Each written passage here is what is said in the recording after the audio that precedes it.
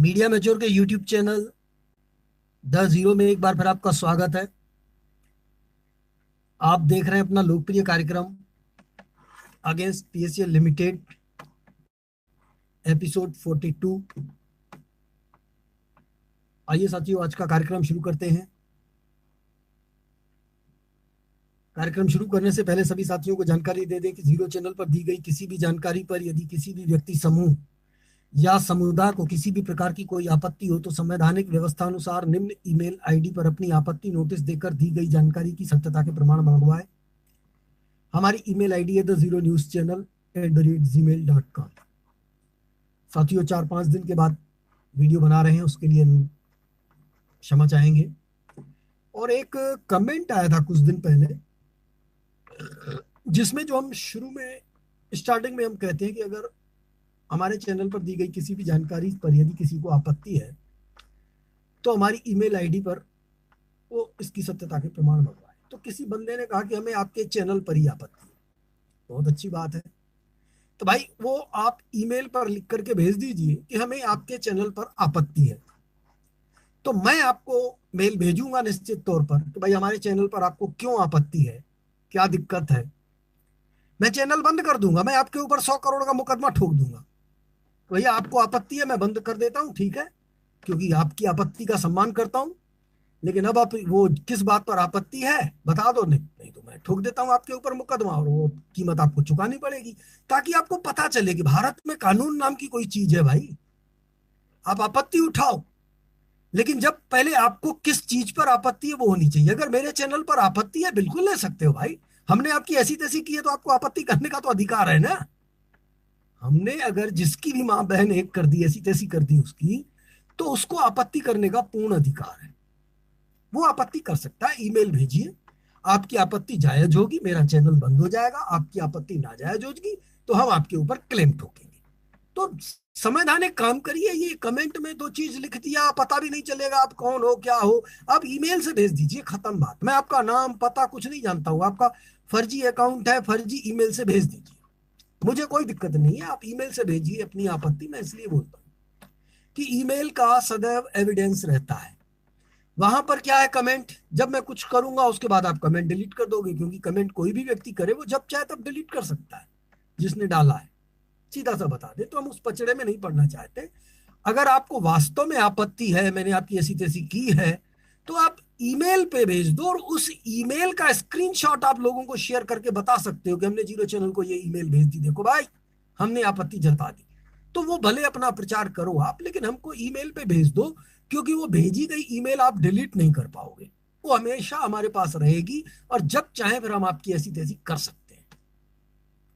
और अगर हम गलत होंगे तो हमारी ऐसी तैसी हो जाएगी, सीधी सी बात है।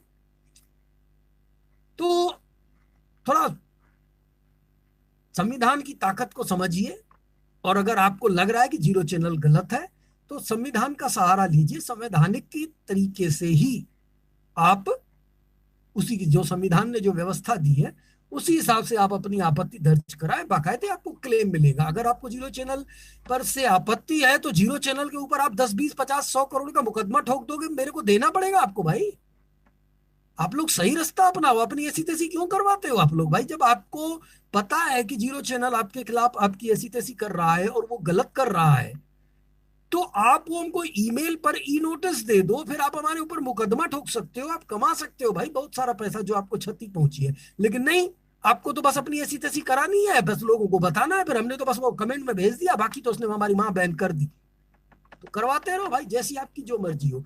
चलिए, अब उसके बाद साथियों बात करेंगे अब आज के वीडियो के बारे में, अदर कंपनीज के बारे में, क्योंकि बहुत सारे इन्वेस्टर्स लूटे जा चुके हैं और बहुत सारे निवेशकों को आज भी लूटा जा रहा है। किसके द्वारा? उन्हीं सीनियरों द्वारा जो पहले किसी और कंपनी जैसे पीएससीएल वगैरह में या पीएससीएल से रिलेटेड किसी कंपनी में बहुत ऊंचे ओहदे पर थे।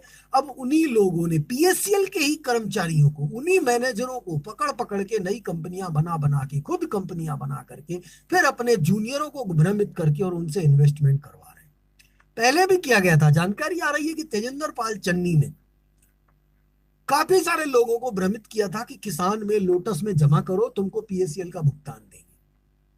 अब वो पीएससीएल का तो भुगतान नहीं दिए, उल्टा किसान और लोटस का पैसा भी खा गए हैं साले। तो ऐसे लोगों को सबक सिखाने के लिए अब हमने संवैधानिक व्यवस्था का सहारा लिया है। क्योंकि हम आज तक जीरो चैनल जो है, जीरो चैनल का आपने नाम भी सुना होगा, जो नाम है बाकायदे आपको चैनल का दिखाई देता है, वो नाम है द जीरो अगेंस्ट पाकल चमन लाहौर लिमिटेड, यानी पीएससीएल लिमिटेड। पीएससीएल का पूरा नाम था पाकल चमन लाहौर, और लिमिटेड तो लिखा ही था। ठीक है, तो हमारा चैनल एक्चुअल में उनके अगेंस्ट था, इसलिए हम केवल उनकी बात करते थे। लेकिन फिर हमने सोचा कि भाई जिनके अगेंस्ट हम हैं वो लोग उस नाव को छोड़ करके दूसरी छोटी छोटी नाव में सवार हो गए हैं। तो हमारा मकसद सिर्फ नाव का पीछा करना थोड़ी है, नाव में बैठे लोगों की ऐसी तैसी करना है ना, जिन्होंने गलत काम करके नाव में भागे हैं। तो जो पीएससीएल की नाव थी वो खाली हो चुकी है, आप समझिए। तो हम पीएससीएल की नाव का पीछा करें, उससे बेहतर है कि उस नाव से उतर उतर के जो अन्य नाव में बैठे हैं, हमें तो चोर को पकड़ना है ना, तो वो जिस जिस नाव में बैठे हैं उनका भी पीछा करें। दो चार लोग पीएससीएल की नाव में बैठे हैं, चलो हम उनको भी पकड़ेंगे, कोई दिक्कत नहीं है। लेकिन जो इधर उधर भाग गए हैं हम उनको भी पकड़ें। तो जैसे किसान हो गई, लोटस हो गई, अन्य बहुत सारी कंपनियां हैं आपके क्षेत्र, जिसमें वो लोग इन्वॉल्व हैं जिन्होंने आपको पीएससीएल में इन्वेस्टमेंट करवाया था, जो पीएससीएल के खुद प्रमोटर थे, प्रमोटर हैं, प्रमोटर रहेंगे। क्योंकि पीएससीएल की संपत्ति इतनी आसानी से खत्म होने वाली नहीं है, तो वो तो प्रमोटर रहेंगे ही रहेंगे जब तक उनके पास संपत्ति है। और जो प्रमोटर हैं उनको भुगतान की जिम्मेदारी बनती है। लेकिन पीएससीएल के मामले में आप फिलहाल कोर्ट में नहीं जा सकते, यही इन्होंने चाल चली। तो कहीं अन्य कंपनियों के मामले में भी ऐसी स्थिति उत्पन्न न हो, उससे पहले आप कंज्यूमर कोर्ट पहुंच जाएं और अपना एक ऑर्डर ले लें। तो इसके लिए हमने मुहिम चलाई और सभी लोगों को जानकारी दी कि भाई आप कंज्यूमर कोर्ट की तैयारी करिए। लेकिन काफी सारे लोगों को अभी भी समझ में नहीं आ रहा है या जानबूझ के समझना नहीं चाहते। तो मैं एक बार पुनः इस वीडियो में कुछ उससे संबंधित आप लोगों को जानकारी देना चाहूंगा। आप आराम से बैठ के ये पूरा वीडियो समझिए कि आपको क्या करना है, कैसे करना है, और आपको पूर्ण ब्याज सहित पैसा कैसे मिल सकता है। थोड़ी बहुत आपको मेहनत करनी पड़ेगी, थोड़ा बहुत खर्च करना पड़ेगा। न तो किसी को गाली देनी है, न किसी को चांटे मारने हैं, न किसी को जूते मारने हैं। ये पूरी तरह संवैधानिक व्यवस्था है। आपको जो भी करना है न्यायालय में करना है, और बोलने की ज्यादा जरूरत ही नहीं है, केवल लिखित में देना है। और लिखित में आपको पूरी फाइल मैं बना करके दे दूंगा, वो फाइल आपको पेश करना है और हर डेट पे आपको पहुंचना है। कंज्यूमर कोर्ट में मिनिमम 6 डेट लगती है, 6 डेट के पहले फैसला नहीं आता। लेकिन 10 भी हो सकती है, 12 भी हो सकती है, 30 भी हो सकती है, 40 भी हो सकती है, 50 भी हो सकती है। ठीक है, अब मैं उसका आपको प्रावधान भी बताऊंगा, बहुत सारे उसमें है रास्ते भाई। आप लोग घबरा जाते हो। मैं आप लोगों को एक बात बता दूं, आप जब कंज्यूमर कोर्ट में इंटर करते हो, सामने वाली पार्टी को नोटिस तामील नहीं हो पा रहा है। अगर आप सामने वाली पार्टी को जानते हो कि वो यहां पर है, ठीक है, अब वो नोटिस गया, वापस आ गया, क्यों आया उस मैटर को छोड़िए, क्योंकि आप किसी के बहस के पचड़े में मत पड़िए। लेकिन उस नोटिस को फिर कैसे तामील करवाना है वो मैं तरीका बताऊंगा। आपको न्यायालय में बोलने की कुछ भी जरूरत नहीं है। मैं एक एप्लीकेशन दे दूंगा, आप वो एप्लीकेशन न्यायालय में दे दीजिए।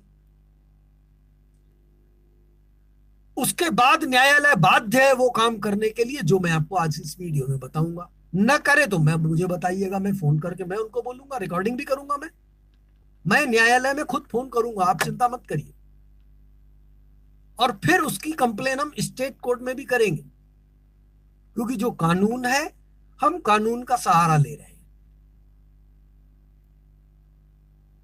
ठीक, अब उसके बाद उसको आप जानते हैं सामने वाली पार्टी को, तो वो नोटिस कैसे तामील कराना है वो मैं इस वीडियो में बताऊंगा। अगर आप नहीं जानते हैं तो फिर तो खत्म बात। ठीक है, लेकिन फिर भी केस नहीं हारेंगे, केस आप जीतेंगे। कंज्यूमर कोर्ट में आपको केस जीतने की मैं गारंटी देता हूं, सिर्फ आपने वो काम कर दिए जो मैं आज इस वीडियो में बताने जा रहा हूं। और बहुत आसान है, आपको ज्यादा कोर्ट में कुछ भी नहीं कहना है। ज्यादा सवाल जवाब हो, साहब हम अनपढ़ हैं, हमने ये पैसा जमा किया, ये मेरा कागज रखा है, बाकी जो लिखना था वो फाइल में लिखा हुआ है, आप पढ़ लीजिए, मैं पढ़ना लिखना ज्यादा नहीं जानता। बोले वो वकीलों के ऊपर भरोसा नहीं है, मैं लिख के दे रहा हूं, मुझे वकीलों पर भरोसा नहीं है, मुझे न्यायालय कह दे कि वकील पर भरोसा करो, तुमको वकील जिता के देगा, चलो मैं वकील लगा देता हूं, लेकिन कल वकील ने नहीं जिताया तो फिर जिम्मेदारी आपकी होगी, क्योंकि मैंने जो लिखा है आप उस पर बताइए। क्योंकि कंज्यूमर कोर्ट में बोलने की जरूरत नहीं होती, ये कानून में लिखा है भाई, ये कानून में लिखा है कि आप सामने वाली का पार्टी से जो भी पूछना चाहते हो वो सवालों की लिस्ट बनाकर दे दो। मैं बता देता हूं, कंज्यूमर एक्ट जो 2019 जो बना है, 2019 एक्ट जो बना है, उसमें स्पष्ट इस बात का उल्लेख किया गया है कि यहां पर कोई भी मौखिक बहस नहीं होगी, विशेष मामलों को छोड़कर। लेकिन विशेष मामलों में भी क्या, जहां पर दोनों पार्टियां तैयार हैं बहस करने के लिए, यानी एक दूसरे से सवाल जवाब करना चाहते हैं। आप नहीं है तो आपको कोई बाध्य नहीं कर सकता। मैं सवाल क्यों करूं भाई, मैं लिखित में सवाल दिया है, मेरे को लिखित में जवाब दो, और सामने वाली पार्टी के बाप को भी लिखित में जवाब देना पड़ेगा। नहीं देता है, हम लोग स्टेट कोर्ट खुली हुई है ना, चिंता क्यों करते हैं।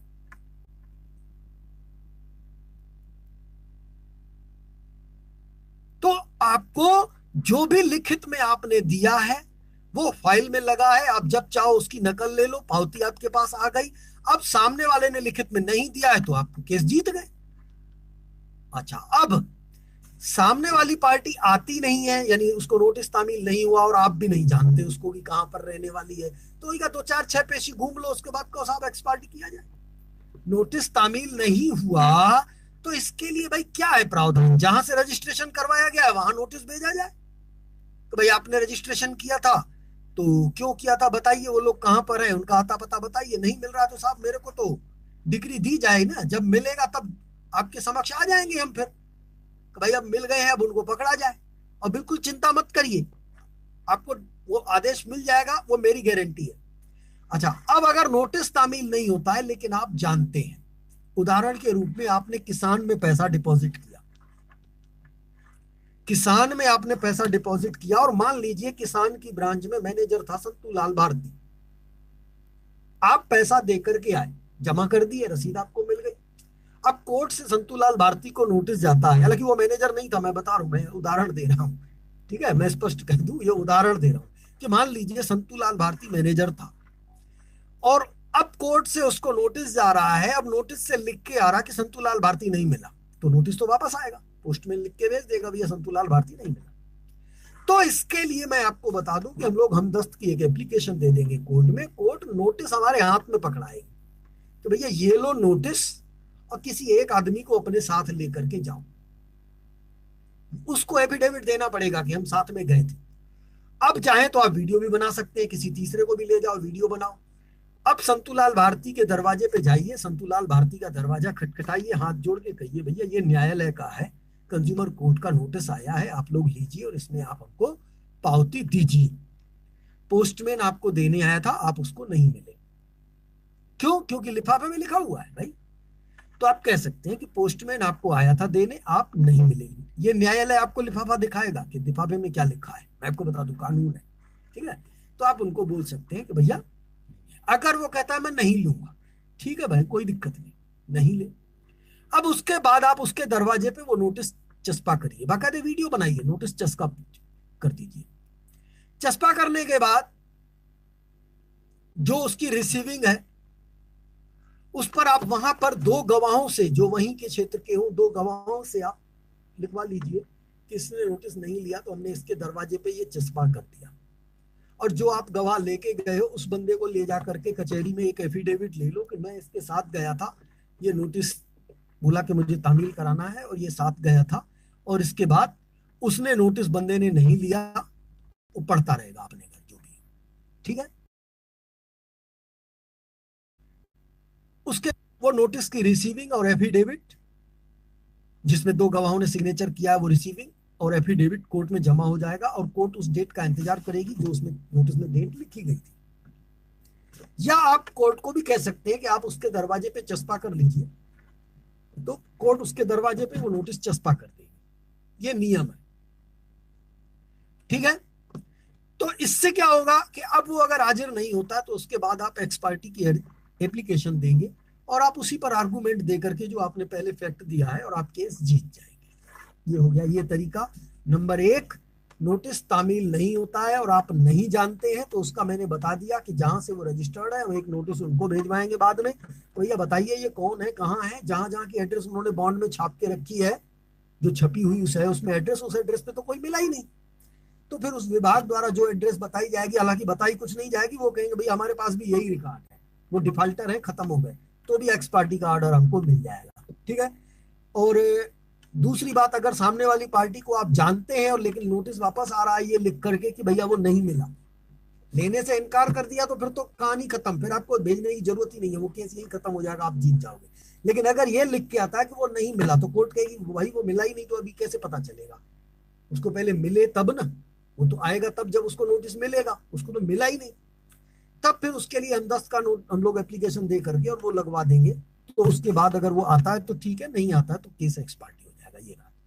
अब दूसरी बात कि सामने वाले को नोटिस तामील हो जाता है, वो आता है लेकिन वो जवाब नहीं दे रहा है, डेट पे डेट ले रहा है, डेट पे डेट ले रहा है, डेट पे डेट ले रहा है। तो मैं आप लोगों को बता दूं कंज्यूमर कोर्ट में 6 डेट का तो प्रावधान है, 6 तारीखें तो आसानी से निकल जाने दीजिए, कोई दिक्कत नहीं।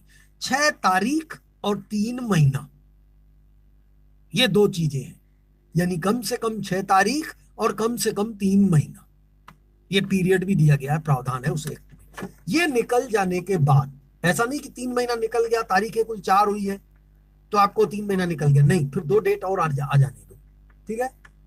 और अगर 6 तारीख निकल गई है, 2 महीने के अंदर ही 6 तारीख निकल गई, तो फिर आपका 1 महीना और निकल जाने दो।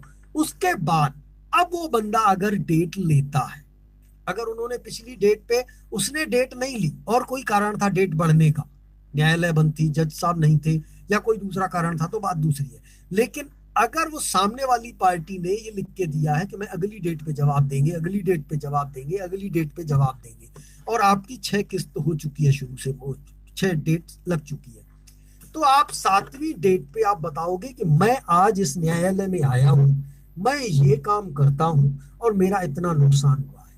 यदि आपकी अच्छी खासी दुकान है, आप 2,000 रुपए रोज कमाते हो, 60,000 रुपए महीना, 7,20,000 साल में आप इनकम टैक्स पे करते हो,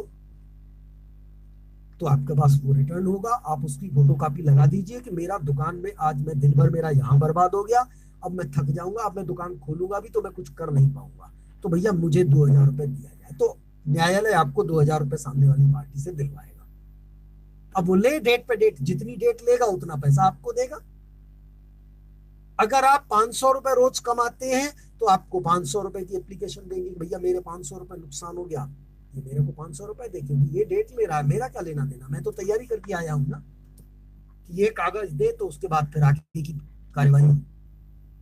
तो अगर आप डेट पे डेट से घबरा रहे हैं तो कंज्यूमर कोर्ट में आपको ये घबराने की जरूरत नहीं है, अगर वो डेट लेगा तो आपको पैसा देगा। हाँ, ये मान के चलिए कि उसने 2 डेट ले ली, 2 डेट का आपको पैसा दे दिया, तीसरी डेट पे उसने जवाब दे दिया, जवाब देने के बाद फिर चौथी डेट पे अगर आप जवाब नहीं देते हो तो फिर वो भी आपसे पैसा लेगा, तो आपको जवाब देना है। वो आप जैसे ही वो सामने वाली पार्टी जवाब देगी, वो जवाब आप मेरे को भेजोगे और मैं उस जवाब का रिप्लाई आपको जवाब बना करके दे दूंगा।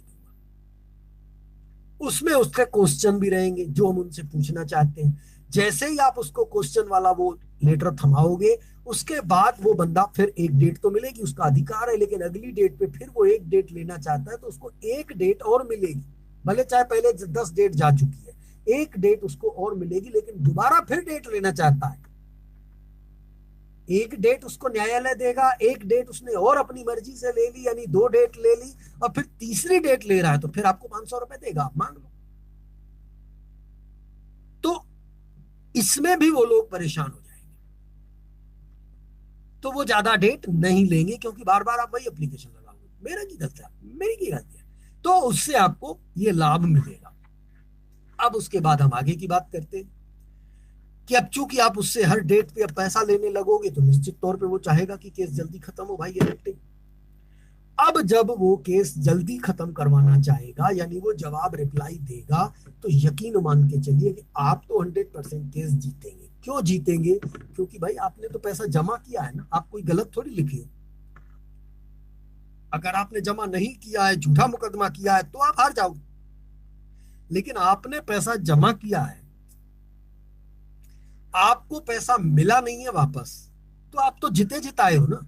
अब सवाल ये है कि जो आपने नुकसान, जो क्षतिपूर्ति मांगी है, उस पर बहस होगी कि इतना मिले कि नहीं मिले। बाकी आपने जो पैसा जमा किया है, उस पर जो ब्याज बनता है, उस पर कोई बहस होने वाली नहीं है। अगर वो सामने वाला कोई जवाब भी देना चाहता है, तो वो इस बात को लेकर के नहीं देगा। वो अपनी कुछ गलतियां बताएगा, कुछ बताएगा ऐसी चीजें जो माफी योग्य हो, ताकि उसको जो कंपनसेशन आपने मांगा है, वो उसको, उसके लिए उसको लायबल न किया जाए। यानी आपने अगर 1 लाख रुपए डिपॉजिट किया है और ब्याज से 2.5 लाख बनता है, तो उस 2.5 लाख के मैटर पे तो वो कुछ नहीं बोलेगा। वो पैसा न देने के कारण कुछ ऐसे दर्शा देगा जिससे अदालत के सामने वो माफी मांगेगा कि गलती हो गई, हम 2.5 लाख के बाद अगर 1 लाख आपने और क्लेम मांगा है, तो उस 1 लाख हमको मतलब न लिया जाए हमसे। वो बहस इस बात पर करेगा। आप पहले समझने की कोशिश करिए। अगर वो कंज्यूमर कोर्ट आकर के ये कहता है हमारे पास तो साहब पैसा ही नहीं है, हम करें क्या, जब आएगा तब देंगे, तो जो 2.5 लाख और 1 लाख कंपनसेशन मांगा है, जो अदालत का खर्चा है, वो सब मिलेगा आपको। फिर अदालत कहेगी कि बस बेटा, फिर तुम अंदर जाने की तैयारी करो, तुम्हारे पास नहीं है, उसका ठेका उसने थोड़ी ले रखा है। तो आप समझने की कोशिश करिए। क्या आपको लगता है कि आपने 1 लाख रुपए जमा किया है, आपके पास वाउचर रखा है, बॉन्ड रखा है, और वो आके कहते नहीं साहब इसने तो पैसा जमा ही नहीं किया, ये तो झूठ बोल रहा है, ऐसा बोलेगा क्या? ऐसा तो बोल ही नहीं सकता ना, पॉसिबल ही नहीं है ना। और जब वो ऐसा नहीं बोलेगा, तो उसके पास और विकल्प क्या है? वो ये नहीं बोल सकता यार मेरी जमीन बिकी नहीं रही है, जब बिकेगी मैं तब दूंगा। अदालत कहेगी अच्छा जब बिकेगी तब, चल बेटा तेरी किडनी बिकवा देते हैं। अदालत से ये कह सकता है साहब मैं जमीन बेचने में लगा हुआ हूं, मेरी नहीं बिक पाई है, मुझे कंपनसेशन जो मांगा गया है उसके लिए माफ किया जाए, और अब मैं आपको यकीन दिलाता हूं कि मैं 3 महीने के अंदर ये जमीन हर हाल में बेचकर इसको दे दूंगा। लेकिन ये नहीं बोल सकता कि जब बिकेगी मैं तब दूंगा। अदालत कहेगी जब बिकेगी, साले तेरे को मैं बोली अभी लगवा देते हैं ना, क्या दिक्कत है? क्योंकि अगर ऐसा उसने बोल दिया, तो उसकी जमीन वो अदालत बिका देगी। 1 करोड़ की जमीन उसकी 1 लाख में बिकवा देगी, खत्म भैया, वो 1 लाख में बिक गई। अब और जो बताओ, और इसको कहां से दोगे? क्योंकि जमीन 1 सेकंड में बिक जाती है भाई। वो तो नहीं बिकती, इसलिए नहीं बिकती है क्योंकि वो रेट ऐसा बताते हैं कि सामने वाले खरीदार भाग जाते हैं।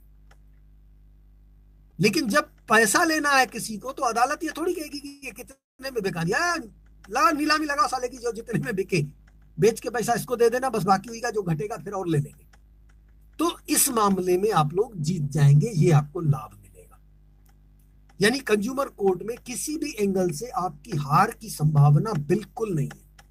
आपको वहां ज्यादा कुछ भी बोलने की जरूरत नहीं है। हाँ, सामने वाले को न तो आप किसी कागज पे साइन करके देंगे, और न ही आप उस सामने वाले व्यक्ति से कोई समझौते को लेकर के ऐसी कोई बातचीत करेंगे जिसकी वो रिकॉर्डिंग करके कल वो कोर्ट में पेश कर दे और आपको दिक्कत हो जाए। इस बात को विशेष ध्यान देना है, क्योंकि कई बार होता है, ऐसी बातें आती हैं। तो आप जो फाइल में लिखे हो उसको अच्छे से पढ़ लो, और उसी से लेकर के आपको बातचीत करनी है, वही बातचीत करनी है।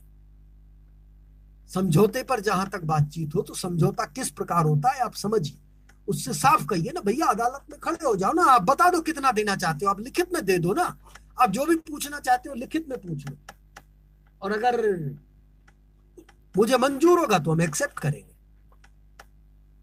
इस बात का विशेष ध्यान दीजिए, क्योंकि आप ही एक होशियार नहीं हो कि उससे बातचीत करोगे और रिकॉर्डिंग करोगे, रिकॉर्डिंग वो भी कर सकता है, तो करने दीजिए, आप ऐसी बातचीत करिए ही नहीं।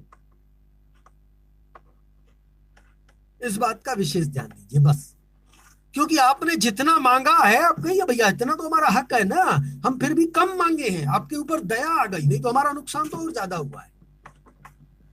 तो आप घबराए नहीं, आपको ब्याज से पैसा मिलेगा, किसी प्रकार की टेंशन मत लीजिए, इन बेईमानों को छोड़ना नहीं है।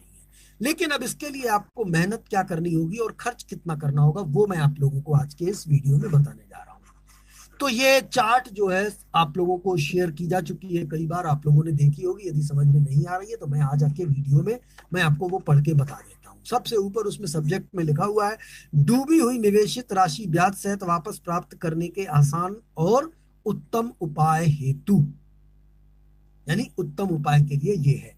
ठीक है, अब आगे इसमें लिखा हुआ है,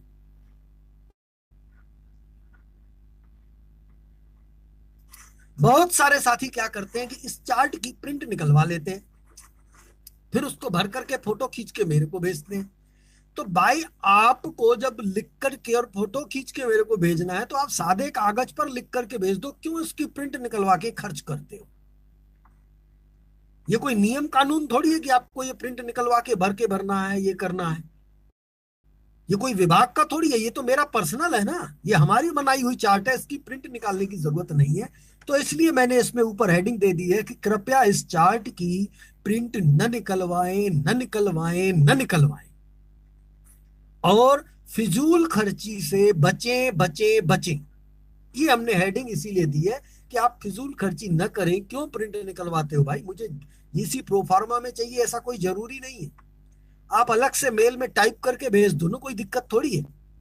और अब इसीलिए हमने चार्ट को भी अलग अलग टुकड़ों में बांट दिया ताकि आप आराम आराम से जानकारी दो, क्योंकि एक साथ पहले बड़ी चार्ट थी, वो जानकारी देने में आप लोगों को बहुत दिक्कत आ रही थी, समझ में नहीं आ रहा था, तो काफी विलंब हो रहा था। इसीलिए मैंने अभी रिक्वेस्ट की कि भाई वो शॉर्ट में चार्ट बनाइए, और चार्ट को 5 टुकड़ों में किया गया। तो अब आपसे अलग अलग 5 टुकड़ों में जानकारियां मांगी जाएंगी। जो पहले पार्ट में आपसे जानकारी मांगी जाएगी वो क्या है, और आप अच्छे से समझ लीजिए उसको। मेन पहले पार्ट वाली ही जो है चार्ट, ये सोशल मीडिया पे शेयर होती है। उसमें सबसे ऊपर ये लिखा हुआ है, किसी भी कंपनी में आपका जमा पैसा यदि नहीं मिल पा रहा है तो आप संवैधानिक व्यवस्था अनुसार निर्धारित समयावधि में अपना भुगतान वापस प्राप्त करने के लिए नीचे दी गई ईमेल आईडी पर संपर्क करें। ईमेल आईडी क्या है देख लीजिए, investorhelpprovider@gmail.com। ठीक है, अब उसके बाद उसमें लिखा हुआ है,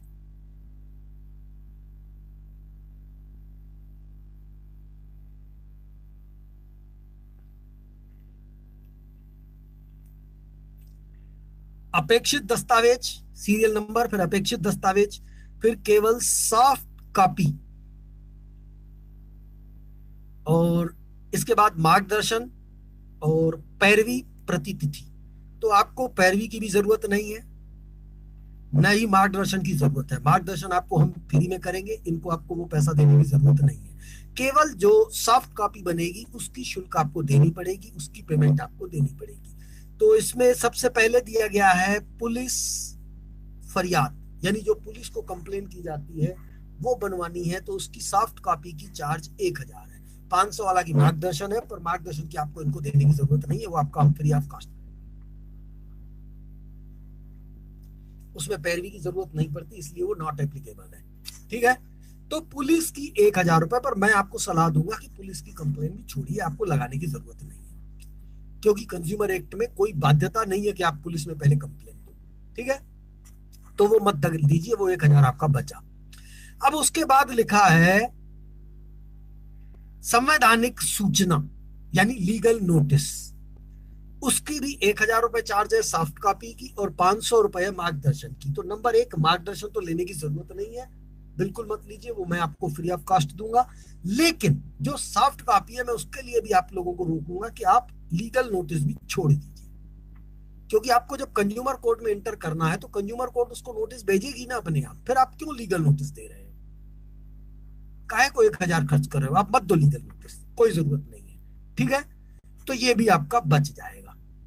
अब इसके बाद अगला आता है केस मेमोरेंडम फाइल।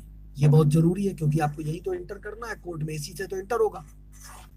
तो जब आपको ये बनवाना है तो इसकी चार्ज जो लगेगी आपको 2000 रुपए लगेगी सॉफ्ट कॉपी की, वो बनवाइए, और 1000 रुपए मार्गदर्शन शुल्क लगी हुई है, आप मार्गदर्शन शुल्क मत दीजिए, वो आपको देने की जरूरत नहीं है, और न ही मार्गदर्शन आपको लेना है, वो आपको मैं फ्री ऑफ कॉस्ट दूंगा। ठीक है, जो भी होगा मैं आपको हर जहां जहां भी कोई प्रॉब्लम आएगी वो मैं आपसे फोन पे बात करूंगा और आपको दूंगा, और सामने वाली मैं अदालत में भी बात करूंगा। आपकी मोबाइल से बातचीत नहीं होगी सामने वाली अदालत में, क्योंकि आपको वो मोबाइल चालू करके अंदर इंटर करने नहीं देंगे, ठीक है। लेकिन मैं खुद ही बात कर लूंगा, मेरे पास हर अदालत का मोबाइल नंबर मेरे पास रखा हुआ है, वो आपको बताने की जरूरत नहीं। पूरे देश में जितने भी कंज्यूमर कोर्ट है उनका ऑनलाइन बाकायदे नंबर दिखा देता है, और मैं खुद उसी नंबर पे बात कर लूंगा। अगर किसी भी प्रकार की कोई दिक्कत आती है तो और मैं आपको बता दूंगा कि ये बात हुई, अब आप जाइए और उनको ये बोलिए, ठीक है। अब उसके बाद बात करते हैं, जब आप केस में एंटर कर लेंगे, केस आपका लग जाएगा, तो केस पे तो हम बिल्कुल बाकायदे, मैंने कहा कि मार्गदर्शन आपको फ्री मिलेगा हमारी तरफ से, तो समय समय पर कब क्या करना है वो बता देंगे। अब जब सामने वाली पार्टी आएगी, या मान लीजिए अब संभावना ही नहीं है सामने वाली पार्टी की आने की, तो आपको केस क्लोज कराने के लिए पहले आपको आर्गूमेंट देना पड़ेगा लिखित में। तो वो जो आप आर्गूमेंट देंगे, वो आर्गूमेंट जो आप बनवाएंगे सॉफ्ट कॉपी, उसका भी 2,000 रुपए फीस है। उसमें भी मार्गदर्शन की 1,000 रुपए फीस है, और आपको मार्गदर्शन फीस देने की जरूरत नहीं है, वो आपको हम फ्री ऑफ कॉस्ट देंगे, चिंता मत करिए। लेकिन 2,000 रुपए आपको केवल सॉफ्ट कॉपी के पे करने पड़ेंगे, और वो 2,000 चार्ज लगेगी। यानी यदि आपका एक सिंगल केस है तो आपका 2,000 रुपए मेमोरेंडम और 2,000 रुपए आर्गूमेंट, 4,000 रुपए का आपको खर्च आएगा, और ये 4,000 रुपए भी आपको कोर्ट से मिलेगा। ये ध्यान दीजिए, ये 4,000 मिलेगा। कोर्ट में डेट पे डेट आ रही है अगर, तो मैं आपको बता दूंगा कि आप एक डेट तो उसको हर बार हर कार्य के लिए अलग से दे सकते हैं, एक डेट तो कोर्ट देगी उसको, एक डेट वो अपने तरफ से भी लेगा, लेने दीजिए। लेकिन दूसरी डेट अगर वो लेता है, यानी टोटल तीसरी डेट एक ही काम के लिए, क्योंकि इसमें 4-5 बार काम करने पड़ेंगे ना। जब आप मेमोरेंडम दोगे तो पहले वो उसका जवाब देगा, फिर आप आर्गूमेंट दोगे, फिर उसका जवाब देगा, क्वेश्चन लगाएंगे हम वो भी, तो वो जो भी देगा उसके लिए उसको एक डेट कोर्ट देगी और एक वो अपने से चलिए, क्योंकि हो जाता है कभी ना, तो भाई आपको भी एक डेट कोर्ट ने दिया, सामने वाले ने जब जवाब पेश किया, जब आप उसकी रिप्लाई दोगे, तो आपको कोर्ट 1 महीने का वक्त दे दिया या 15 दिन का वक्त दे दिया। अब अचानक 15 दिन के बाद अचानक आपको कुछ ऐसा काम पड़ गया, या कुछ स्वास्थ्य खराब हो गया, या कुछ हो गया, तो आप भी तो कोर्ट को बोल सकते हो ना कि भाई हमारा एक वक्त हमको और दिया जाए, तो एक डेट और मिल जाती है, तो ये उसको भी अधिकार दिया जाएगा। यानी एक डेट उसको कोर्ट ने दी, और एक डेट आप उसको अगर और ले लेता है ले लेने दीजिए, लेकिन दूसरी डेट लेता है तो आपको उसकी चार्ज मांगनी है, और वो चार्ज आपको मिलेगी, वो खर्चा आपको मिलेगा। लेकिन अब मैं आपको बता दूं कि वो खर्चा किसको मिलेगा। उदाहरण के रूप में आपका 6 लोगों का केस है। अब 6 लोगों में आपने किसी एक बंदे को वहां का रिप्रेजेंटेटिव बनाया हुआ है कि ये व्यक्ति हमारे तरफ से कोर्ट में केस पर आएगा हियरिंग के लिए, ठीक है। और साथ में एक एजेंट है, कोई मान लीजिए वो एजेंट उस 6 लोगों में नहीं था, तो उसका भी नाम लिखवा लिया कि ये भी आएगा। कोर्ट ने मंजूरी दे दी कि आप 2 लोग आओगे। लेकिन वहां से जब सामने वाली पार्टी अगर डेट ले रही है जो आपको लग रही है कि नाजायज है और हमारा फालतू खर्चा हो रहा है, तो वो पैसा सामने वाली पार्टी एक आदमी को देगी, दूसरे को नहीं देगी। इसलिए नहीं देगी कि दूसरा व्यक्ति जो है वो इस केस में इन्वॉल्व नहीं है, वो तो अपनी मर्जी से इंटर किया है ना कि इसका मामले के संबंध में जानकारी है, या वो इसके फरियादियों का एजेंट रहा है, इसलिए साथ में आ रहा है। तो अगर वो नहीं भी आएगा तो अदालत थोड़ी उसको कहेगी कि तुम आओ, तो भैया तुम आए हो, अपनी मर्जी से आए हो, उसको चार्ज नहीं मिलेगी। लेकिन जो व्यक्ति उस फरियादी है उस केस में, उसको मिलेगी। लेकिन अगर उसने रिप्रेजेंटेटिव नहीं लगाया, यानी 6 लोगों का केस है और 6 लोग ही अदालत में जाते हैं, 6 लोग ही अदालत में केस अटेंड करने, पेशी अटेंड करने जाते हैं, तो 6 लोग ही अपना पैसा मांग सकते हैं, 6 लोग ही बोल सकते हैं हमारा सबका 500 नुकसान हुआ भैया, 3,000 दो, तो 3,000 उसको देना पड़ेगा, 3,000 उसको देना पड़ेगा, क्योंकि आप 6 लोग। पर आप 6 लोग तो जाओगे नहीं कोर्ट में, क्योंकि एक डेट थोड़ी है। आपने एक डेट के लिए तो चलिए, अगर आपने कहा कि हम रिप्रेजेंटेटिव नहीं लगाएंगे, फिर अगर आप कोई डेट चूक जाते हो तो आपका केस खारिज हो जाएगा। 6 का मतलब है 6 को जाना चाहिए, फिर 5 नहीं चलेंगे। गए हैं, चलो एप्लीकेशन लगा दिया, एक बार चल जाएगा, तो उसके लिए भी एप्लीकेशन लगेगी, लेकिन आगे चल के केस खारिज हो जाएगा, दिक्कत हो जाएगी। इसीलिए रिप्रेजेंटेटिव एक आदमी का बना लिया, तो वो एक आदमी जाएगा। अब अगर वो डेट ले रहे हैं तो उस डेट का उस एक आदमी को मुआवजा मिलेगा, 500, 400, 600, 800, 1000, जितना आपका लॉस हुआ है। तो इससे वो बंदा ज्यादा डेट पे डेट नहीं लेगा, और लेता है तो लेने दीजिए, आपको क्या दिक्कत है। तो ये हो गई साथियों चार्ज। अब बात करते हैं इसके आगे की। तो इसमें ये लिखा हुआ है, प्रकरण से संबंधित अंतिम प्रतिबद्धता तय होने की तारीख व समय तक उपरोक्त शुल्क परिवर्तनशील रहेगी। इसका मतलब ये है कि जब तक, ये जैसे मैं आज वीडियो में बता रहा हूं, लेकिन जब तक हमारी प्रतिबद्धता, यानी आपने कोई केस हमको दिया और हमने वो केस तय किया, तय कब माना जाता है? नंबर एक, जब आप किसी केस की हमको जानकारी देते हैं और हमने आपको बता दिया कि इतना पैसा आप बैंक में जमा करिए, तो हमारे तरफ से वो केस तय हो गया। लेकिन उसमें 15 दिन के अंदर, हम जिंदगी भर के लिए तय नहीं है, वो केवल 15 दिन के लिए तय है कि भैया 15 दिन के अंदर आप इतना पैसा दोगे तो हम ये केस आपका लड़ेंगे, नहीं तो हम इस केस के दस्तावेज तैयार नहीं करेंगे। 16वें दिन आपको पैसा जमा नहीं करना है। ठीक। अच्छा, 15 दिन के बाद या 15 दिन के अंदर आपने वो पैसा जमा कर दिया, यानी अब हमारा फाइनल एग्रीमेंट हो गया, हमारा जो है कमिटमेंट हो गया कि ये केस इतने में तय हुआ। अब हमारी चार्ज कितनी भी बढ़ जाए, लेकिन आपके केस में नहीं बढ़ेगी। आपका मेमोरेंडम हम उतने ही पैसों में तैयार करके आपको देंगे, ठीक है, क्योंकि मेमोरेंडम तैयार हुआ है। लेकिन जब आर्गूमेंट तैयार होगा तो आर्गूमेंट का जो रेट होगा वो उस समय का लगेगा, लेकिन पीएससीएल के मामले में नहीं लगेगा। पीएससीएल के मामले में क्लियर का है, जो लोग शुरू से हमारे साथ जुड़े हुए हैं उनसे कुल 500 रुपए लेंगे। 500 रुपए काहे का लेंगे? मेमोरेंडम का भी, आर्गूमेंट का भी, सबका मिला करके 500 कुल। जबकि हम यहां पर 4000 ले रहे हैं, तो आपका वो फायदा हो गया, क्योंकि आप पीएससीएल के मैटर पे शुरू से हमारे साथ जुड़े हुए थे, तो ये आपको वहां लाभ मिलेगा। अब उसके बाद इसमें आगे लिखा हुआ है कि दस्तावेज की केवल सॉफ्ट कॉपी मार्गदर्शन व पैरवी शुल्क प्रति मामले पर लागू होगी। दस्तावेजों की प्रिंटिंग, स्टेशनरी, न्यायालयीन व अन्य खर्चे फरियादी को स्वतः वहन करने होंगे। बिल्कुल सही है। इसमें जो ये लिखा हुआ है कि हम जो आपको दस्तावेज बना के देंगे, जो मेमोरेंडम बना के देंगे, वो सॉफ्ट कॉपी यानी एक पीडीएफ फाइल बना करके ईमेल के माध्यम से भेज देंगे। अब उसकी आपको आपके अपने क्षेत्र के फोटोकॉपी के दुकान पर या कंप्यूटर वाले की, कैफे वाले की दुकान पे जाकर के इसकी प्रिंट निकलवानी पड़ेगी, और फिर उसके सेट तैयार करने पड़ेंगे, उसकी फोटोकॉपी करानी पड़ेगी, एक एफिडेविट बनाना पड़ेगा। एफिडेविट स्टाम्प पे बनवाने की जरूरत नहीं है, सादे कागज पे बनेगा, 10 रुपए की उसमें नोटरी करवा के और आपको कोर्ट में जमा करना पड़ेगा। ये सारे आपको खर्चे खुद को वहन करने पड़ेंगे, वो कोई खर्चे ज्यादा नहीं। तौर पर आप एक केस में मान चलिए कि 100-200 रुपए खर्चा आसपास आता है, इससे ज्यादा नहीं आता। अब सामने वाले रेस्पोंडेंट कितने, सामने वाली पार्टियां कितनी है, ये होता है। मान के चलिए लगभग 10 से 15 पेज के बीच में एक मेमोरेंडम तैयार होता है। अब 15 पेज का एक मेमोरेंडम तैयार हुआ, यानी 15 पेज की प्रिंटिंग अगर आपके क्षेत्र में 2 रुपए में भी प्रिंट निकलती है तो 30 रुपए आपका प्रिंटिंग खर्च हो गया। 30 रुपए प्रिंटिंग के बाद आप 25 रुपए नोटरी वाले का खर्च मान के चलिए, 55 रुपए।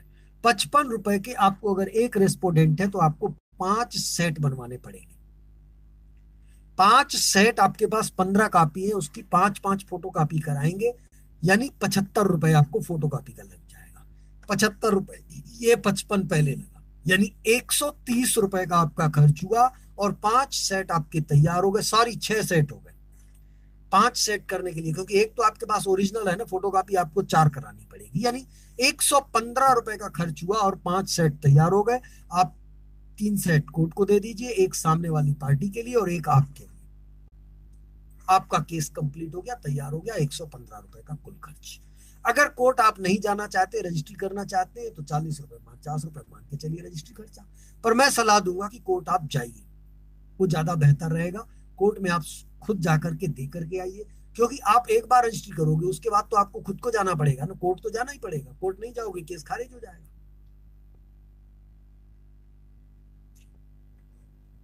तो आप वो केस खुद जाकर के दे आइए। 115 रुपए आपका खर्च हुआ। अगर रेस्पोंडेंट ज्यादा है तो फिर हर एक सेट, आपको 15 पेज है, 15 पेज की 15 रुपए लगेगी फोटो कॉपी। जितने लोग हैं सबके फोटो कॉपी करा के उनको दे दीजिए, एक एक सेट उनके लिए। ये आपको खर्चे लगेंगे, खर्चा ज्यादा नहीं है। अब उसके बाद आगे देखते हैं, इसके बाद क्या लिखा हुआ है। इसके बाद साथियों ज्वाइंट मामले, यानी अगर एक आदमी नहीं है, आप लोग फरियादी लोग ज्यादा लोग हो तो आपको डिस्काउंट मिलेगा। यानी अगर दो लोग हो तो ये इसमें इसमें साथियों 90% लिखा हुआ है, गलत लिखा हुआ है, सॉरी, या ये उनकी दूसरी चार्ज है, उससे आपका लेना देना नहीं है। आपको 70% लगेगा, इन्होंने 90% लिखा है, 10% छूट लिखा है। यानी दो लोग हो तो 4,000 पे 3,600 रुपए लगेगा इनके हिसाब से। लेकिन आप हमारा नाम डालेंगे, चिंता मत करिए, और आपको 70% लगेगा, यानी 2,800 रुपए लगेगा दो लोग हो तो। और यदि तीन लोग हो तो इसमें 80% लगा लिखा है, जबकि तीन लोगों में आपको 50% लगेगा। 2,000 रुपए प्रति व्यक्ति, तीन लोगों का 6,000 होता है, 50% यानी 3,000 रुपए लगेगा तीन लोगों में। चार लोगों में यहां पर लिखा हुआ है 70%, बट चार लोगों में आपको 40% लगेगा। चार लोगों का 2,000 रुपए एक आदमी, तो चार लोगों का होता है 8,000, और इसका 40% यानी 3,200 रुपए आपको लगेगा। बाकी आपको छूट मिलेगी। या प्रति व्यक्ति मैं आपको बता देता हूं, तो जैसे एक आदमी का प्रति व्यक्ति 2,000, तो दो आदमियों का प्रति व्यक्ति, इसमें 90% लिखा है यानी 1,800, लेकिन आपको लगेगा 70% यानी 1,400 रुपए प्रति व्यक्ति। यदि दो लोग हो तो 1400 दोनों का। यदि आप तीन लोग हो तो इसमें लिखा है 80% यानी 1,600 रुपए प्रति व्यक्ति। जबकि तीन लोग हो तो आपको लगेगा 1,000 रुपए प्रति व्यक्ति, मेमोरेंडम का 1,000 रुपए, बाद में आर्गूमेंट का। ठीक है। अब उसके बाद यदि आप चार लोग हो तो इसमें लिखा हुआ है 70%, जबकि आपको लगेगा 40%। 70% के हिसाब से होता है 1,400 रुपए प्रति व्यक्ति, लेकिन आपको इतना नहीं लगेगा, मैं आपको बता दूं। आपको लगेगा, या हो सकता है ये बाद की शुल्क हो, इसमें कुछ होगा, मुझे समझना पड़ेगा। ये अभी आज ही चार्ट आई है तो मैंने भी कुछ ध्यान नहीं दिया, वो अभी मेरी नजर गई है। पर आपको अभी उतना ही लगेगा, क्योंकि जितना मैंने आप लोगों को बताया हुआ है। तो चार लोगों में 40%, 40% का मतलब होता है 800 रुपए प्रति व्यक्ति। यदि आप पांच लोग हो तो आपको पांच लोगों में, इसमें लिखा हुआ है 60%, पर आपको लगेगा 35%। 60% से होता है 1,200 रुपए प्रति व्यक्ति, लेकिन जो मैंने आपको बताया हुआ है 35% यानी 700 रुपए प्रति व्यक्ति। यानी अगर पांच लोग मिलकर के आप केस लड़ रहे हो तो आपको 700 रुपए प्रति व्यक्ति शुल्क देनी पड़ेगी मेमोरेंडम की, और 700 रुपए आर्गुमेंट जब होगा उस समय। ये हो गई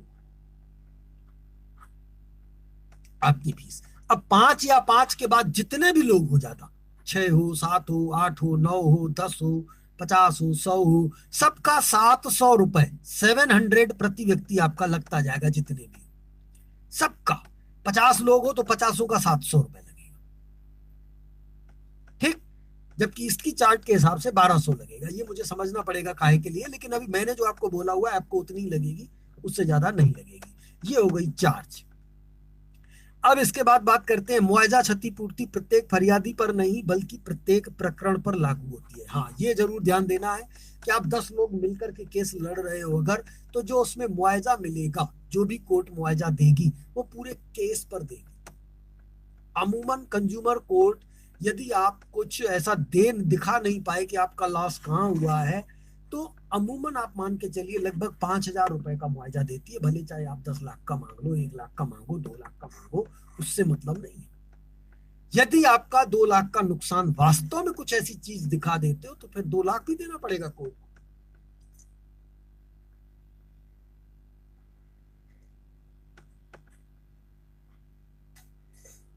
पर अमूमन जो है डिस्ट्रिक्ट कोर्ट, वो 5,000 रुपए का मुआवजा देती है सामान्य स्थिति में, और कुछ अलग अगर विशेष स्थिति है तो उसका आपको अलग मिलेगा।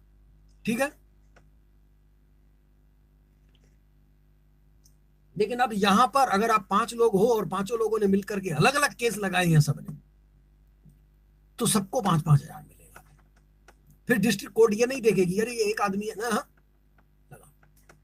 क्योंकि कंज्यूमर कोर्ट यही मान के चलती है कि 5 लोगों ने मिलकर के भी केस लगाया है, तो अब कोर्ट तो एक ही आदमी आएगा ना।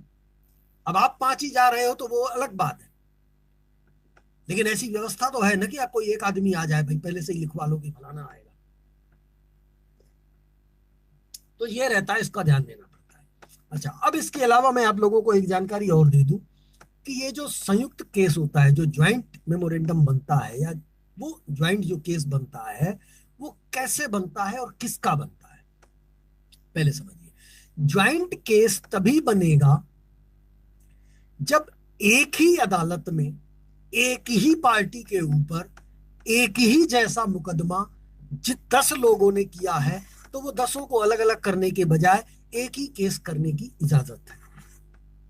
ठीक, यानी अगर आपका पैसा किसान एग्रोटेक में जमा है 10 लोगों का, लेकिन एक का पैसा दिल्ली में जमा है, दूसरे का पैसा गाजियाबाद में जमा है, तीसरे का पैसा मेरठ में जमा है, चौथे का पैसा गोरखपुर में जमा है, तो ये चारों लोग मिलकर के केस लगाना चाहे तो नहीं लगेगा, अलग अलग क्षेत्र में जमा है भाई।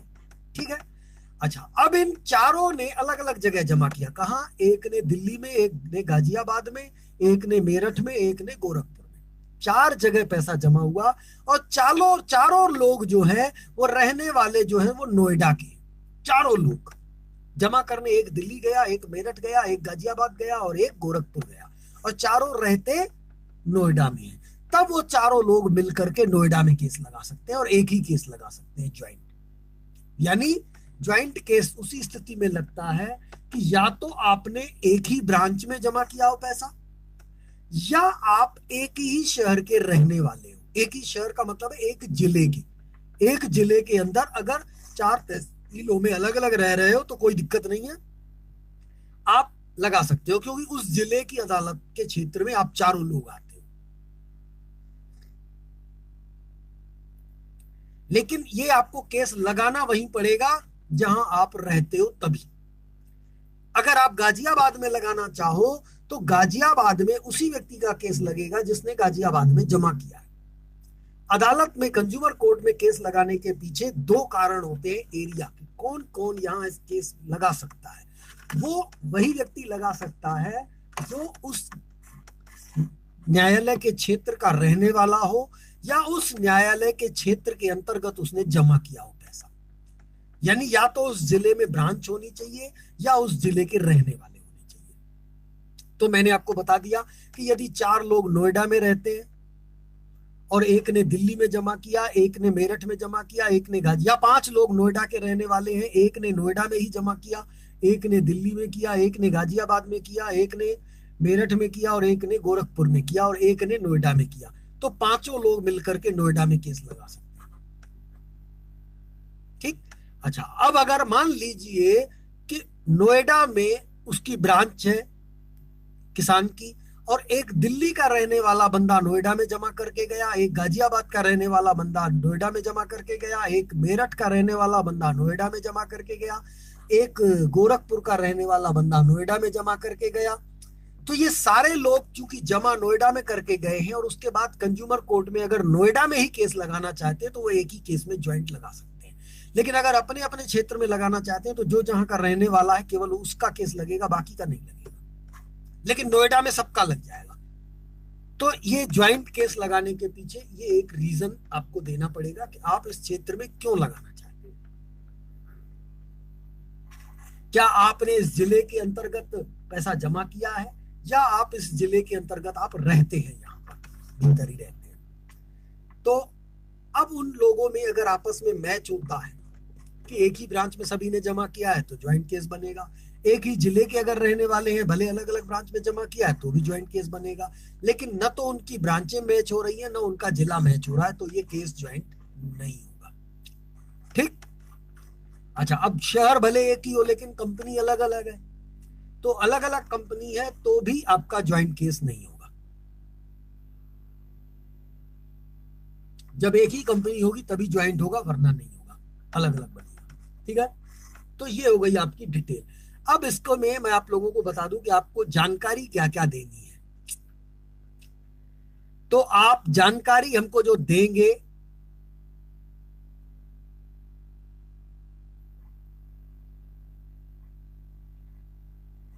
वो ये देंगे, सबसे पहले अधिकृत वार्ताकार का नाम व पता। यानी जो व्यक्ति हमसे संपर्क में रहना चाहता है मामले को लेकर के, भले चाहे मामला कितने भी लोगों का उससे मतलब नहीं है, हमसे तो संपर्क एक ही आदमी करेगा ना, तो वो यहां पर अपना नाम लिख के देगा। जरूरी नहीं है ऐसी चार्ट में लिखे। मैं फिर से बता दूं, आप अलग से ईमेल में टाइप करके लिख सकते हैं कि वार्ताकार फलाना व्यक्ति, यानी जिसको भी आप वार्ताकार बनाना चाहते हैं, जो भी व्यक्ति हमसे संपर्क में रहना चाहता है, वो यहाँ पर अपना नाम और अपना पता लिख करके अलग से लिखेगा। इसमें देने की जरूरत नहीं है, आप अलग से रिप्लाई में लिख सकते हो, टाइप कर सकते हो। फिर एक दो लाइन खाली छोड़ दीजिए। फिर अगले पॉइंट में जो लिखा हुआ है मोबाइल नंबर, तो वो मोबाइल नंबर वार्ताकार अपना लिखेगा जिससे मैं फोन पे बातचीत करूंगा। ठीक है। इसके बाद फिर दो चार खाली लाइन छोड़ दीजिए, एंटर दे दीजिए, और फिर उसके बाद इसमें लिखा हुआ है ब्रांच का जिला, यानी जिस ब्रांच में पैसा जमा किया उसमें उसका जिला क्या है।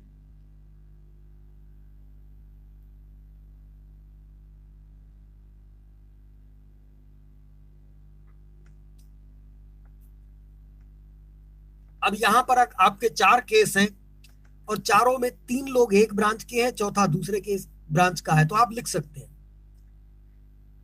कि भैया 4 केस है, 3 केस फलानी ब्रांच के, 1 केस फलानी ब्रांच का, 4। ठीक है। चारों एक ही के हैं तो 4 केस फलानी ब्रांच के। ठीक है।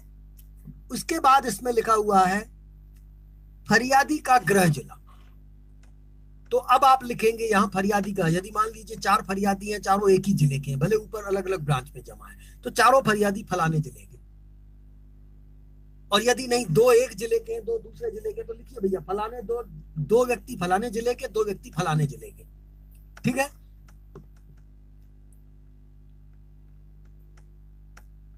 अब उसके बाद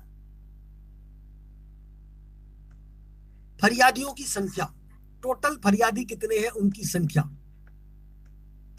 इसके बाद मामलों की संख्या, टोटल मामले कितने हैं। अब फरियादी और मामले में क्या अंतर है मैं आपको बता दूं। जैसे क्या होता है कि 4 निवेशक हैं, एक निवेशक की 2 एफडी है, एक निवेशक के 2 खाते हैं, और 2 निवेशकों का एक खाता है, एक खाता है।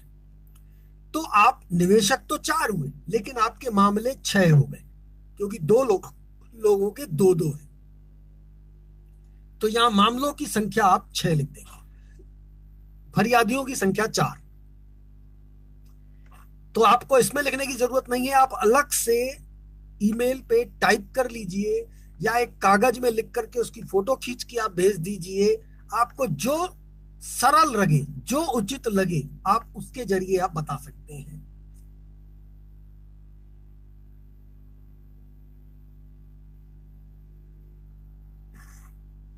उसके बाद अपेक्षित दस्तावेज, तो ये अपेक्षित दस्तावेज क्या है कि यानी आप क्या बनवाना चाहते हैं भाई।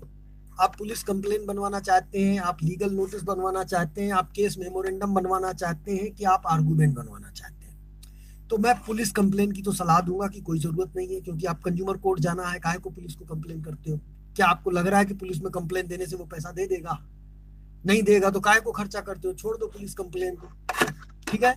और दूसरी बात, लीगल नोटिस भी, मुझे नहीं लगता कि लीगल नोटिस प्राप्त करने के बाद वो आपको पेमेंट देगा या आपसे संपर्क करेगा, तो मेरे हिसाब से कोई मतलब नहीं है लीगल नोटिस भी देने का।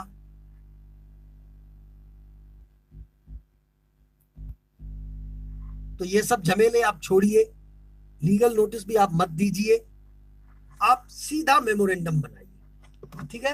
अच्छा, अब बात ये है कि आर्गूमेंट क्यों नहीं, तो मैं बता दूं, आर्गूमेंट मेमोरेंडम के बाद लगता है, आर्गूमेंट पहले नहीं लगता। कोर्ट में आर्गूमेंट बाद में लगता है, जब फाइनल होना होता है केस, बस। अब आर्गूमेंट के बाद सीधा फैसला होगा, तो आर्गूमेंट लास्ट में लगता है, अभी केवल मेमोरेंडम लगेगा। तो आप यहां पर लिख सकते हैं भाई मेमोरेंडम चाहिए, बाकी लीगल नोटिस वगैरह छोड़िए, पुलिस फरियाद भी छोड़िए।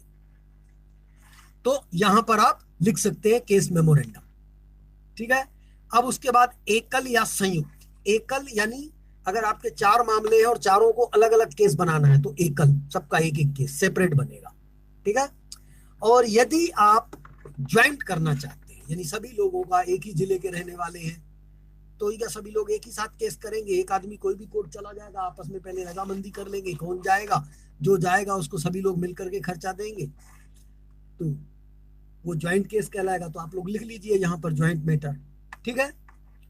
अब उसके बाद बस इतनी आपको जानकारी हमको देनी है, और उसके बाद आपको जितने भी जमा संबंधी दस्तावेज हैं, तो सबकी पहली किस्त और आखिरी किस्त जो जमा है रसीद, उसकी फोटो खींच करके जमा से संबंधित जो भी आपके पास दस्तावेज हैं, उनकी पहले प्रथम जमा स्लिप और अंतिम जमा स्लिप की फोटो खींच करके और आपको उनको ईमेल पे भेज देना है। ये ध्यान दीजिए, जब भी आप ईमेल भेजें तो आप उसी एक ही ईमेल पर रिप्लाई पे देते जाइए। अलग दूसरी ईमेल करने की जरूरत नहीं है। दूसरी ईमेल तब करेंगे जब आपका दूसरा मैटर हो। एक मैटर पे एक ईमेल, फिर उसी मैटर से संबंधित आप जब भी कोई दूसरी बातचीत करनी हो उसी मैटर से संबंधित, तो उसी की रिप्लाई में करेंगे तो वो मैटर समझ में आएगा। और जब तक आपके हाथ में पूरा मेमोरेंडम आ न जाए तब तक आप उसी ईमेल का यूज करिए। फिर कोई दूसरा मैटर आप बीच में देना चाहते हैं तो उसके लिए दूसरी ईमेल फ्रेश भेजिए, वो ज्यादा सही रहेगा। तो हर एक मैटर की एक एक ईमेल ही रहेगी, फिर उसी में बाकी आप रिप्लाई देते जाइए।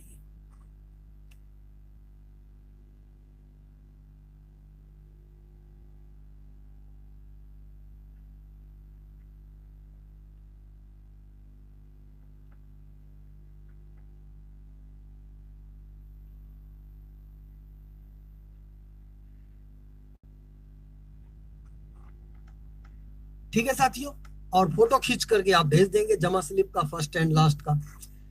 अब इसके बाद जब आप वो भेजेंगे तो आपको हमारे यहाँ से रिप्लाई प्राप्त होगी पैसे जमा करने की। तो भाई आपकी इतनी शुल्क बनती है, शुल्क ऊपर चार्ट के हिसाब से बनेगी। तो हम आपको वो अकाउंट नंबर दे देंगे कि फलानी बैंक का है, फलाना आईएफएससी कोड है, फलाना अकाउंट नंबर है और अकाउंट होल्डर में नाम ये है। तो आप उस अकाउंट में आप पैसा डिपॉजिट कर देंगे।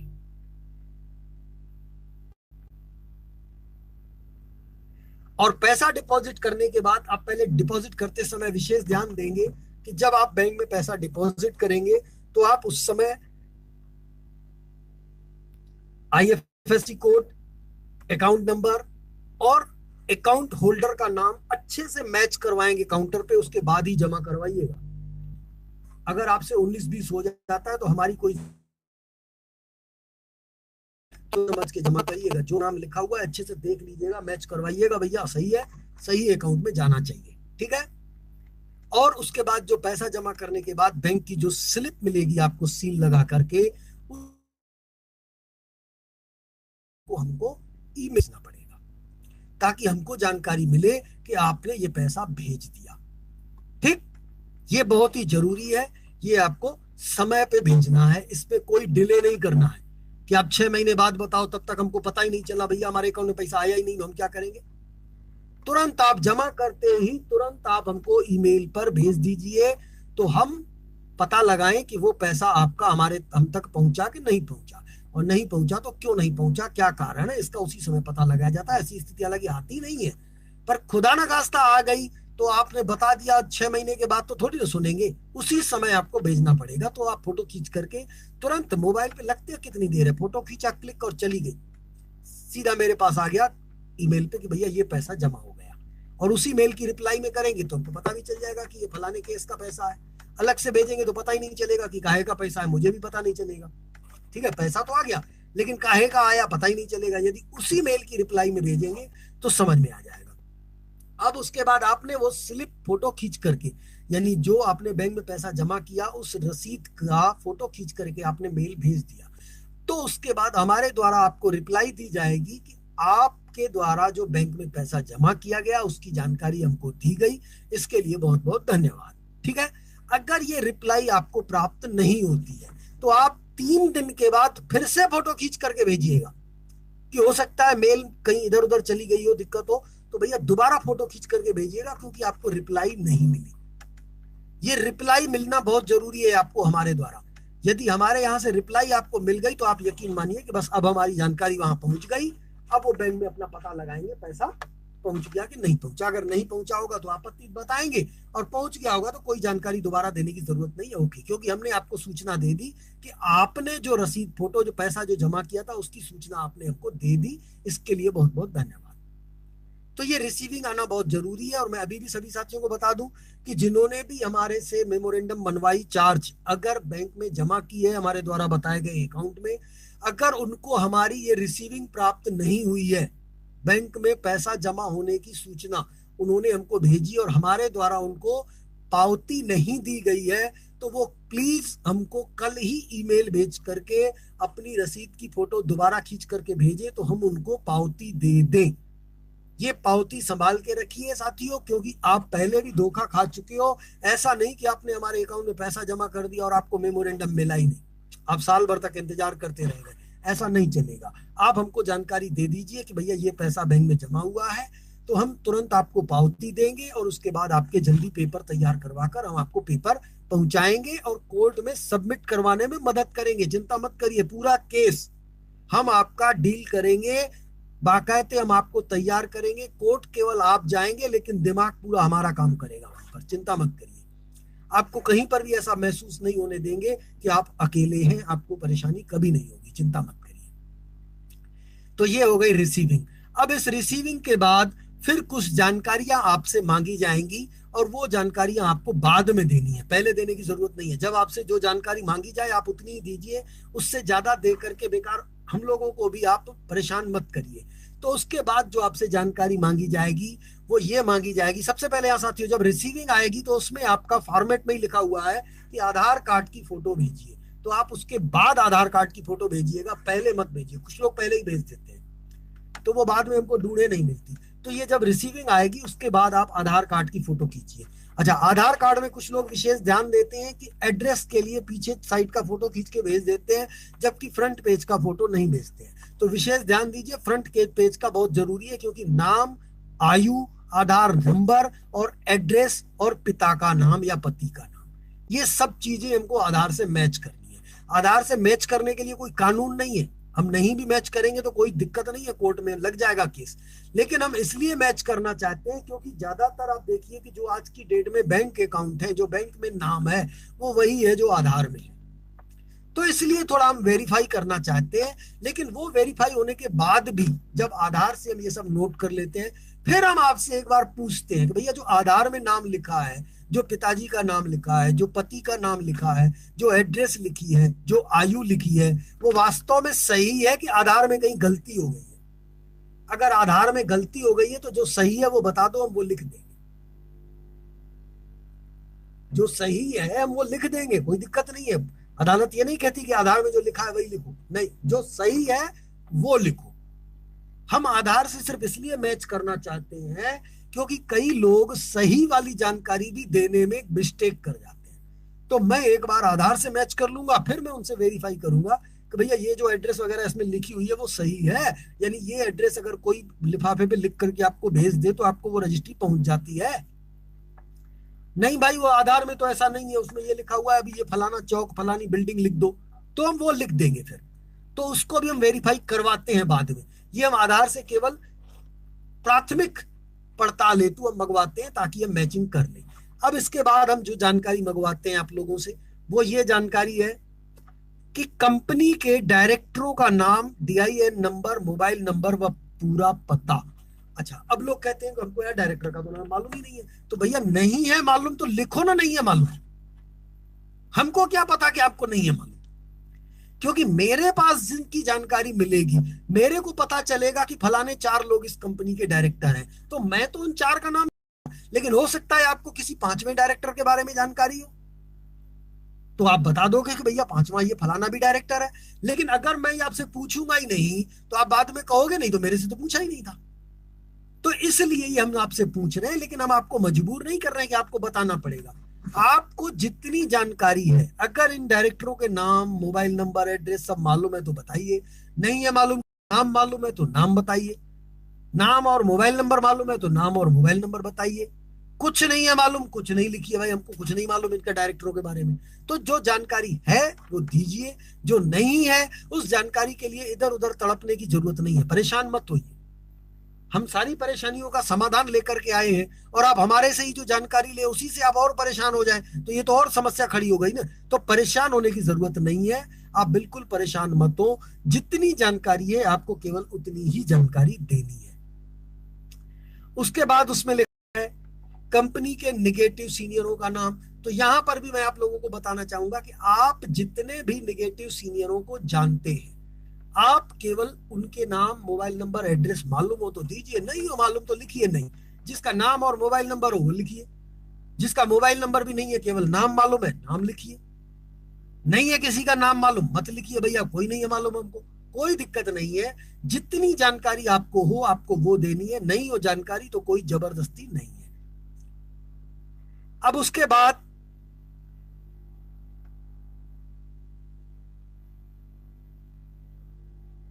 ब्रांच की एड्रेस।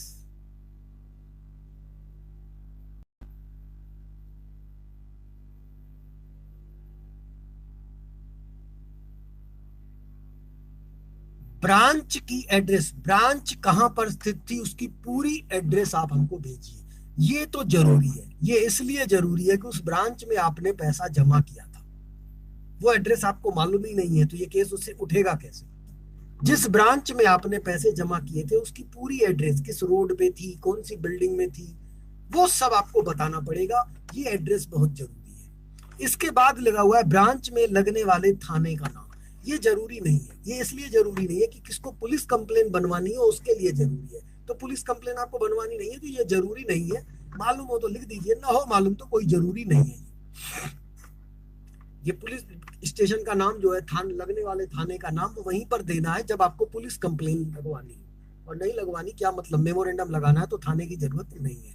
अब उसके बाद है शाखा प्रबंधक व अन्य कर्मचारियों का नाम, मोबाइल नंबर व पूरा पता। अब यहाँ पर भी आपको जितनी जानकारी, मैनेजर का नाम मालूम है लिख दीजिए, मैनेजर का मोबाइल नंबर मालूम है लिख दीजिए, मैनेजर की एड्रेस मालूम है लिख दीजिए, नहीं है मालूम हटा दीजिए, मोबाइल नंबर नहीं मालूम हटा दीजिए, छोड़िए भाई, नहीं है मालूम, केवल नाम मालूम है, नाम भी नहीं मालूम है लिख दीजिए नहीं मालूम। किसी कर्मचारी को जानते हैं, कर्मचारियों का नाम लिख दीजिए, नहीं जानते हैं लिखिए नहीं मालूम।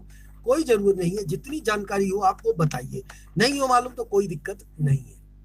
ये जानकारी भी आपको अलग से लिख करके टाइप करनी है, इसका फॉर्मेट की प्रिंट निकालने की जरूरत नहीं है, ठीक है। ये जानकारी हमारे पास जब पहुंचेगी, ये हम नोट करने के बाद फिर इसके बाद आपसे हम और जानकारी मंगवाएंगे। वो कौन सी जानकारी मंगवाएंगे?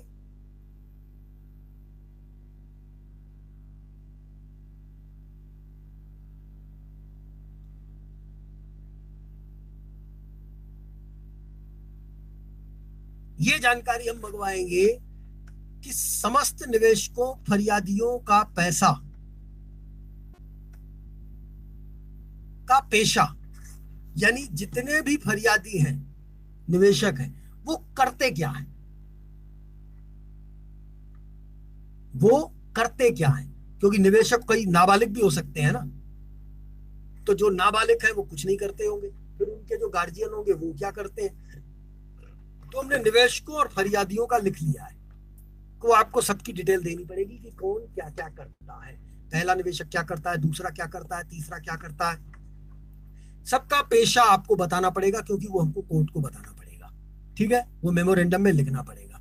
इसके बाद कोर्ट में पेशी अटेंड करने हेतु अधिकृत प्रतिनिधि, यानी कोर्ट में केस लड़ने के लिए कौन बंदा जाएगा आपके यहां से, यानी अगर अकेले सिंगल केस है तो वही जाएगा, 2 4 10 लोग हैं तो जितने हैं उनमें से कौन कौन बंदा कोर्ट जाएगा। एक बंदा आप एथराइज एक को करिए, फिर 2 3 चले जाए कोई दिक्कत नहीं है, लेकिन एथराइज आप एक को करिए तो ज्यादा बेहतर रहेगा।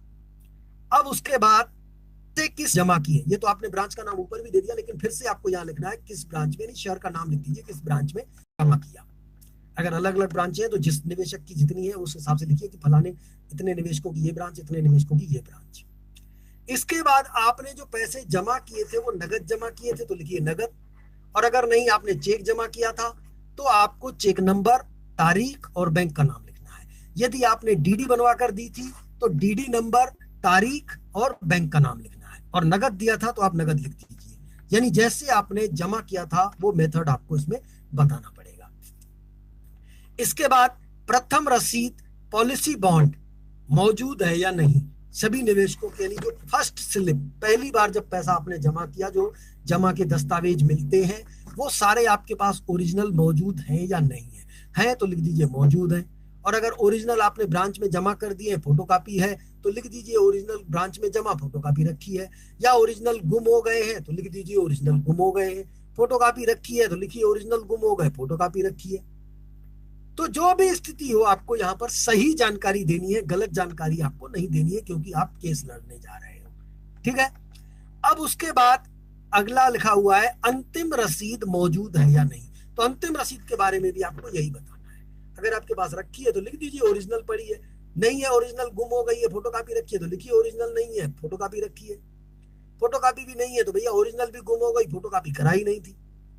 यदि आपने कंपनी में जमा कर दिए तो हाँ भैया कंपनी में जमा कर दिए, फोटोकॉपी नहीं है हमारे पास, लेकिन पावती रखी है।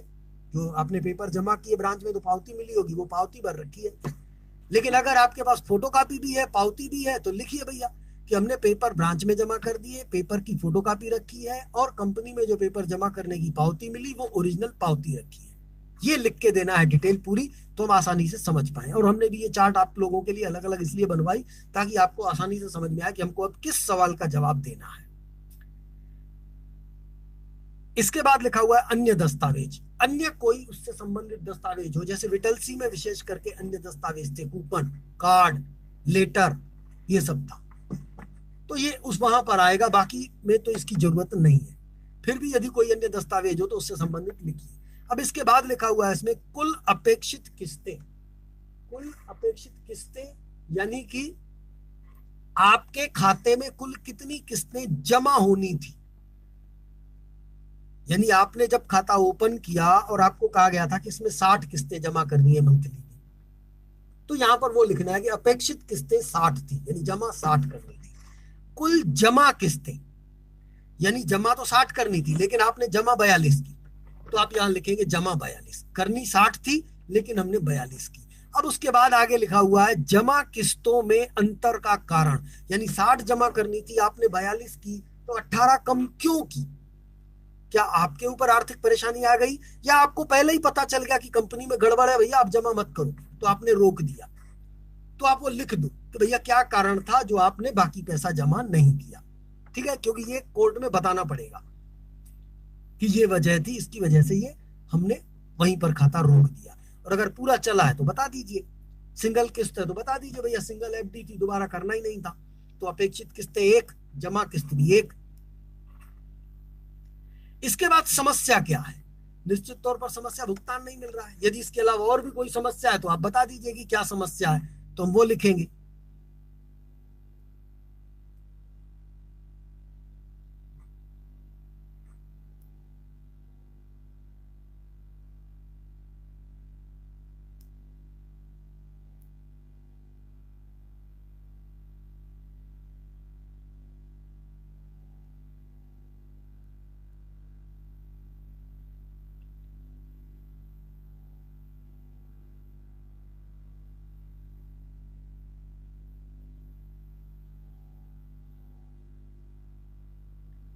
ठीक है, समस्या क्या है, ये जो भी हो समस्या आप वो लिखिए। इसके बाद जो समस्या है उसके समाधान हेतु आपने आज तक क्या क्या कार्यवाही की है, ये जरूर लिखना है कि आपने जो जो कार्यवाही की है वो हमको बता दीजिए। तो वो हमको उस पेपर में लिखना पड़ेगा कि हमने ये कोशिश की, फलानी ब्रांच वाले के अधिकारी से मिले, मैनेजर से मिले, फलाने डायरेक्टर से मिले, फलाने प्रमोटर से मिले, फलाने से फोन पे बात किया। जो जो आपने कार्यवाही की है आप उसके बारे में जानकारी दीजिए कि हमने पैसा लेने के लिए ये कार्यवाही की है। इसके बाद आपने जो कार्यवाही की तो सामने वाले ने क्या उत्तर दिया, क्या लिखित में दिया, मौखिक में दिया, जो भी उसने बोला हो, आप इसके बाद वो लिख के हमको अलग से टाइप करेंगे। ये प्रिंट निकलवा के लिखने की जरूरत नहीं है, खर्च आप मत करिए। तो ये जानकारी देंगे सामने वाले ने क्या रिप्लाई दी, क्या रिस्पॉन्स दिया, क्या कहा उसने कि कब देंगे, 6 महीने में देंगे, साल में देंगे, 2 साल में देंगे, जमीन बेचेंगे तब देंगे, या कोई और निवेश आएगा उसके बाद देंगे। जो भी उसने कहा हो हमको वो बता दीजिए, तो हम इसमें वो मेंशन करेंगे। इसके बाद अन्य कोई दिक्कत हो, जो भी परेशानी हो, तो आप वो भी बता दीजिए, वो भी इसमें मेंशन करेंगे कि भैया ये परेशानियां और हैं। होता है ना कि पैसों न होने के कारण घर में ये फलानी दिक्कत आ गई, तो ये यहाँ पर अन्य कोई भी दिक्कत इसी मैटर से रिलेटेड, यानी आपको कंपनी से पैसा नहीं मिला और अचानक आपका मकान बहने लगा था, आपको बनवाने का पैसा नहीं था क्योंकि यहाँ पर में पैसा मिल नहीं रहा था, और कुछ दिनों के बाद वो छत गिर गई, तो हम उसका जिक्र करेंगे कि हमारे पास ये पैसा होता, हम ये 10,000, 15,000, 20,000, 25,000 खर्च करके ये बनवा लेते तो ये छत नहीं गिरती। अब ये छत गिर चुकी है, इस पर 2 लाख का खर्चा है, ये 2 लाख आप दीजिए। तो वो 2 लाख रुपए हमको इनसे लेने का हक बनता है। तो जो भी अन्य कोई दिक्कत हो, आप वो लिख करके, वो भर करके आप ये दे देंगे, तो इससे आपका ये मेमोरेंडम तैयार होगा, और फिर वो आपको मेमोरेंडम मिलेगा, और 100% आप श्योर होके जाइए कि ये केस तो आप जीत के रहेंगे। दुनिया की कोई ताकत आपको केस हरा नहीं सकती, क्योंकि आपका इन्वेस्टमेंट है, आपने अपनी मेहनत की गाढ़ी कमाई जमा की है, हराम का पैसा जमा नहीं किया है। तो जब हराम का नहीं किया है तो हमको ब्याज सहित लेकर के रहेंगे, चाहे कुछ भी हो जाए, और वो आपको मिलेगा। वो आपकी मेहनत की कमाई है, आपको मिलेगा चाहे कुछ भी हो जाए। चलिए साथियों, इसी के साथ हम आज का कार्यक्रम समाप्त करते हैं, और उम्मीद करते हैं कि अब आप लोग, ये जो भी आप लोगों को इस वीडियो में जानकारी मिली, अब आप उस हिसाब से तैयारी करेंगे और कंज्यूमर कोर्ट में जाने की तैयारी करेंगे, जिससे आपको पूर्ण चक्रवर्ती ब्याज के साथ भुगतान मिलेगा। इसी के साथ हम ये कार्यक्रम समाप्त करते हैं। शिवरात्रि, गुड नाइट, जय हिंद, जय भारत।